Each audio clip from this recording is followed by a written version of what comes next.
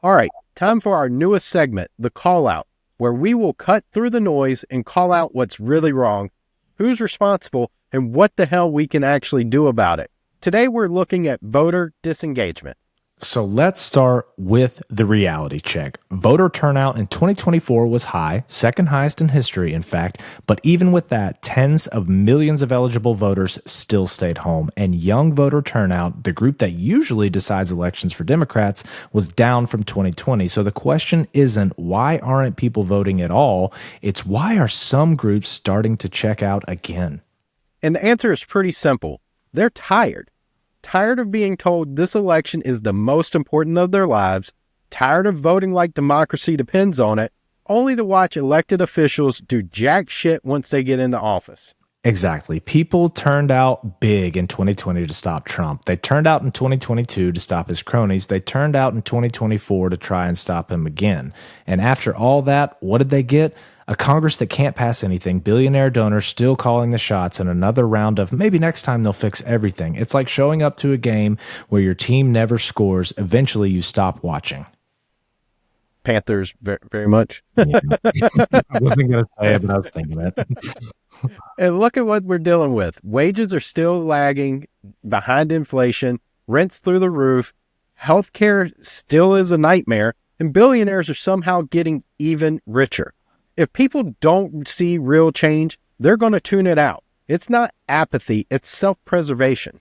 And let's not forget, record turnout doesn't mean voter suppression isn't real. Republicans have spent years making it harder to vote, throwing up roadblocks like stricter voter ID laws, fewer polling places in minority neighborhoods, and limits on mail-in ballots. People turned out despite these challenges, but that doesn't mean we should ignore the fact that for some, voting is still way harder than it needs to be.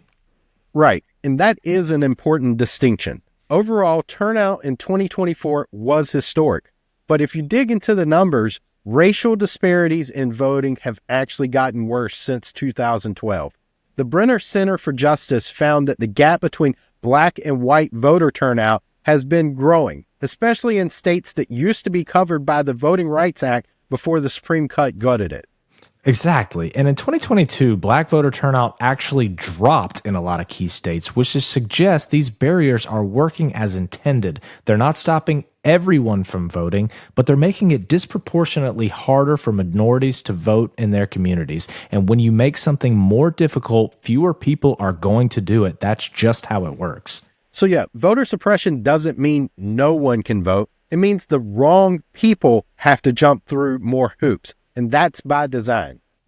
So, bottom line, people disengage when they don't see the results. If politics doesn't make a tangible difference in their lives, why should they care? And until Democrats figure out how to deliver on their promises and actually fight for working people, they're going to keep losing voters to cynicism, or worse, to the people offering easy answers and a whole lot of bullshit.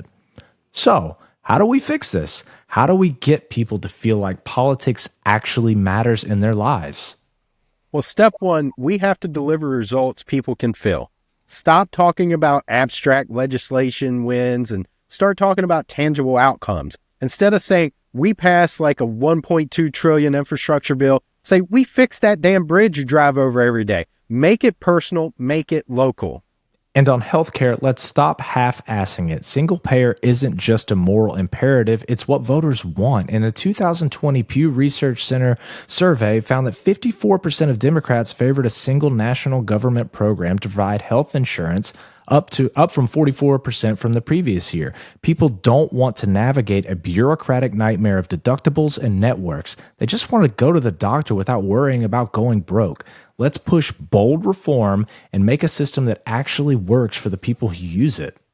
Yeah, and let's talk about housing. People aren't disengaged because they love spending half their paychecks on rent. In 2022, half of all U.S. renters were cost-burning. That means that they spent more than 30% of their income on rent and utilities. We need policies that make it easier to build affordable housing, cut down on zoning restrictions, and stop treating development like a dirty word. If people could actually afford to live in the cities you work in, you'd see more engagement. And let's not pretend like our economy is working for everyone. It's great if the stock market is booming, but that doesn't mean a damn thing if your paycheck is stretched thin by rent, healthcare, and student loans. In 2023, the top 10% of households held 67% of household wealth, while the bottom 50% held only 2.5%. Democrats need to be the party that fights for better wages, worker protections, and economic policies that actually benefit working people, not just CEOs. And speaking of wages, let's address the scam of job training that never leads to real jobs. If we're going to invest in a workforce development, it has to lead to actual opportunities, whether that's union jobs, apprenticeships, or direct job placement. Despite over 75,000 job training programs in the U.S., many lack flexibility and fail to meet participants' needs. That leads to limited success. We need to cut the nonsense middleman and make sure people can actually build careers.